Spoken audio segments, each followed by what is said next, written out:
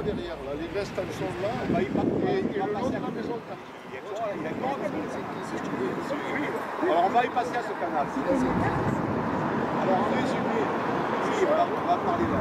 Juste en résumé ce qu'il dit. Et là, pour traverser ces marais dont tu parlais, avant que se construise il y a ce qui a été longtemps pensé un aqueduc, mais qui en fait était un pont.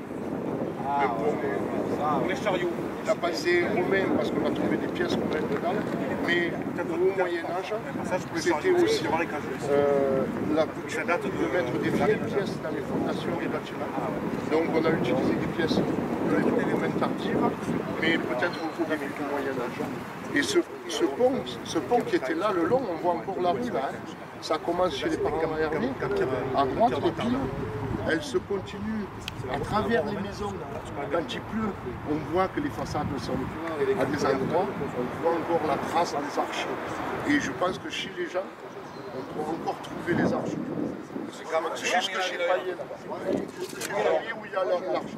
Et le pont se continuait, la ferme qu'il y a de l'autre côté. Toi, t'étais au boulot, là. Ou pas de là. Au champ de l'âne, comment vous l'appelez? La ferme qui a de l'autre côté au champ de l'âne, elle aussi a été bâtie le long de l'aqueduc, le long du pont. Il avait chez la ferme qui était derrière. Là, on est parti sur une autre histoire. C'est juste pour préciser. Parce qu'ici, on a aussi des gros vestiges, on a des arcades. D'ailleurs, ici, ça fait des arcades. Et il y a énormément d'histoires. C'est parce que je n'ai pas voulu vous le mettre au milieu, parce qu'on a tellement de choses à parler. Et les arcades, ça part de... Là, on l'a dit, et si vous voulez, ce quartier, le parti Fosse, le parti Fosse. Ça se situe beaucoup plus au port de Bouc, c'est au quotidien. Après, dans ce quartier-là, on va retrouver des morceaux d'arcade.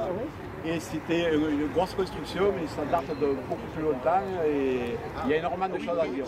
On ne va pas tout dire de coup parce que là, on va mélanger. parce que ça démarre de la reine aux Alpes. Voilà, alors là, on a Parce que Pierre qui s'occupe la voie de romaine Fosse. jusqu'à Mirandol, c'était pour les chariots. Alors ils disent qu'il y avait un aqueduc, mais on n'a jamais trouvé de rivière. Ce qu'il y a, c'est que là, on est au temps, quelle époque? 14e. 14e. Je ne vais pas remonter parce que là, on va se perdre dans les trucs, mais on en parlera de tout ça. La première mention de ces arcades, elle est faite au Xe siècle, à la fin du Xe siècle, en 900 et quelques. Parce qu'en 970, à la bataille de la gare de Fresnay, le seigneur Henri de Fosse obtient la seigneurie de Fosse et ses avantages. La seigneurie de Fosse, celle de hier, c'est pour ça qu'aujourd'hui on met ça à hier, si vous avez visité hier, il y a le château des seigneurs de Fosse. Il obtient donc à la bataille de la gare de Fresnay contre les Sarrasins, en 970, il obtient la seigneurie de Fosse et ses dépendances, et celles de hier. Et les dépendances de celles de Fosse, c'est notamment les pêcheries Saint-Géniès. Saint-Géniès, c'est l'île, hein, c'est Martigues. Les pêcheries Saint-Géniès, où se trouvent les arcades. Donc, c'est la première fois qu'on parle de ces arcades et de ce pont qui menait aux pêcheries Saint-Géniès de Martigues, qui appartenait à la seigneurie. Alors, vous avez vu jusqu'au bout là. Là, on va pas s'en sortir. On va parler de retour, plus précisément sur ces époques-là. Là, on ne regarde que les lieux avant de repartir, parce que je crois que l'heure avance, on devait partir à 10h. Au bosquet de pins là-bas, vous voyez là, les pins, il y avait une gare, donc la face était tournée comme ça, avec une ligne SNCF. Donc René nous expliquera à qui elle a parlé. Qui a complètement disparu. Tout le monde sait qu'il y avait une ligne de chemin de fer, mais on se rappelle de rien. Donc c'est dans l'oubli pour moi, sauf pour certains. On va continuer à suivre le tracé de l'étang, du canal, du fameux canal qui va rejoindre le second bassin, on va être déjà dans la colline. Et on va marcher à côté du canal du Pont du Roi qui sert à alimenter tous les états du quartier. Il était à ce niveau le plus haut. On n'allait jamais à la mer, d'ailleurs on ne pouvait pas y aller, il fallait aller jusqu'à Fosse. On venait ici, se baigner ici. Il y avait plongeoir, radeau, c'était magnifique. La barque de quelquefois un aqueduc comme celui de Rassuin qui est le plus gros. Et du coup, en fait, l'eau descendait de la mer puisque ici on va rentrer dans une dépression, là on doit être à peu près à zéro. Peut-être même déjà en dessous du niveau de la mer, puisque le canal est là et que lui prenait l'eau à la mer. On est légèrement en dessous. On va rentrer dans le 10e. Les fermiers généraux, donc l'administration royale, décide d'empêcher les gens d'exploiter le sel. Les gens d'ici, de tout temps, et si on va du côté de Trapil, je peux vous montrer un abri sous roche qui date du néolithique, donc on peut dire qu'ici, de tout temps, depuis que l'homme est là, il exploite le sel. Et là, les fermiers généraux décident d'empêcher les gens de la région d'exploiter le sel. Milieu 18e, on est loin encore de la construction du salin de Fos, hein, et du coup, il noie la dépression. Donc effectivement, la dépression a déjà été noyée volontairement par les fermiers généraux pour empêcher les gens. Voilà. Et il faudra attendre la crise espagnole de la soude naturelle au début du 19e. Et là, on va avoir un intérêt pour fabriquer de la soude qu'on appelait à l'époque factice. Mais factice, ça veut dire que c'est l'homme qui l'a faite.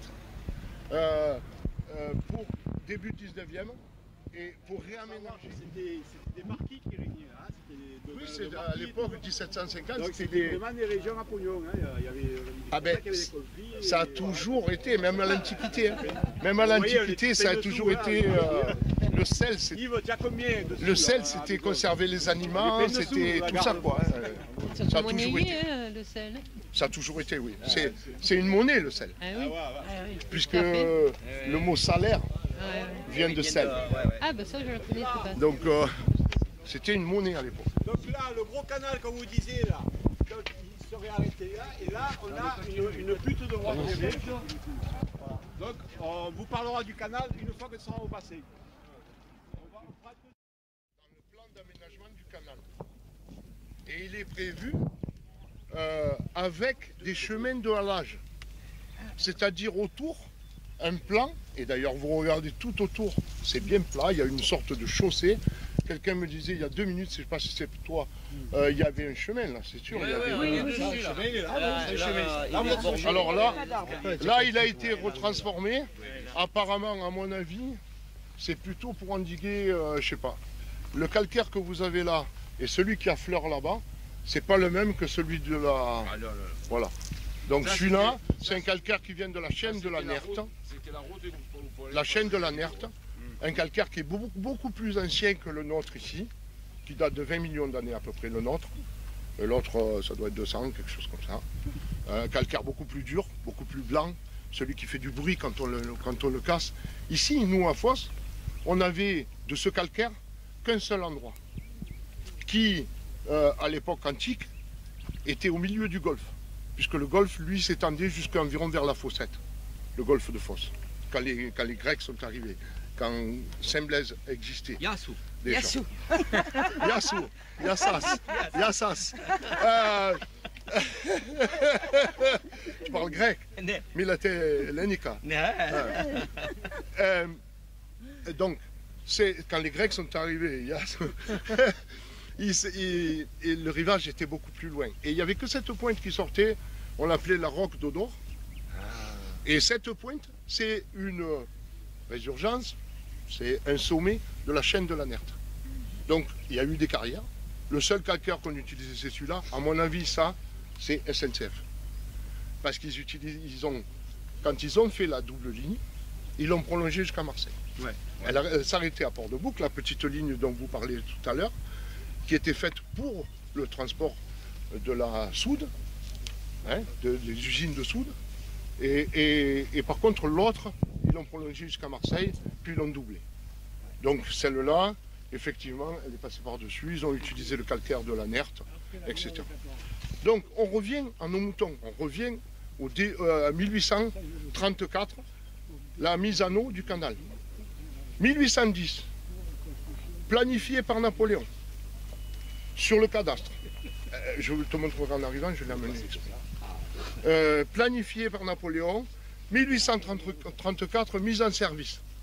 Planifié avec tout ce que j'avais dit tout à l'heure, les chaussées, la chaussée de ma campagne, les ponts clapés là-bas, le passage de la Roubine pour pouvoir pomper l'eau de mer, parce que le canal était en eau douce, bien sûr, hein, etc. 1834, mise en service, marine à vapeur, 1830. Au moment où ils mettent en service le canal, les chemins de halage autour sont désuets. Ils ne servent plus à rien. Tout ce qu'ils avaient fait au niveau des chemins de halage ne sert plus à rien. Ici, donc, on commence à avoir des machines à vapeur. Il y a peut-être encore quelques péniches hippomobiles qui subsistent. On dirait le bateau avec oui. chaque côté, quoi. Soit avec des chevaux, généralement avec des chevaux. Hein, avec des chevaux. Et ici, donc, un bassin de retournement. C'est bien ce qu'il disait. Un système sur rail qui descendait jusqu'à l'étang.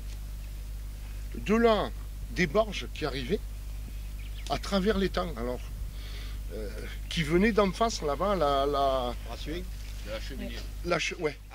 Tu te rappelles, voilà, l'usine de soude qui avait là. Donc l'usine de soude était là-bas. Ils traversaient sur des barges. Ils montaient ici par des wagonnets peut-être. Ça, c'est moins sûr. Et ils chargeaient ici sur les péniches qui partaient rejoindre le canal dans la boucle, soit au port de Bouc, qui à l'époque faisait partie de la commune de Fosse, soit vers Arles et le Rhône. Donc vous reprenez le grand canal. Je te coupe, c'est supposition ou affirmation? Ah non, c'est affirmation, mais pas de ma part. Moi, j'ai lu un livre sur les amis du Vieux-Poste, qui parlait de réserve d'eau douce ou de machines de retournement pour les... Non, pour les locomotives. Alors, les locomotives, elles sont là-haut. Vous le voyez? Alors, qui est... Donc, pour descendre ici, se retourner, c'est bizarre. Ici, le niveau sur la carte hygiène, c'est 0. Là, on est au point 0 quasiment, 20 cm en dessous du bord du bassin. Donc c'est bien quelque chose qui était relié à la mer. Ouais, parce que tu m'as parlé inutile pour la SNCF. au même niveau que le bassin de l'eau du bassin. C'est Michel, vous allez le voir cet après-midi.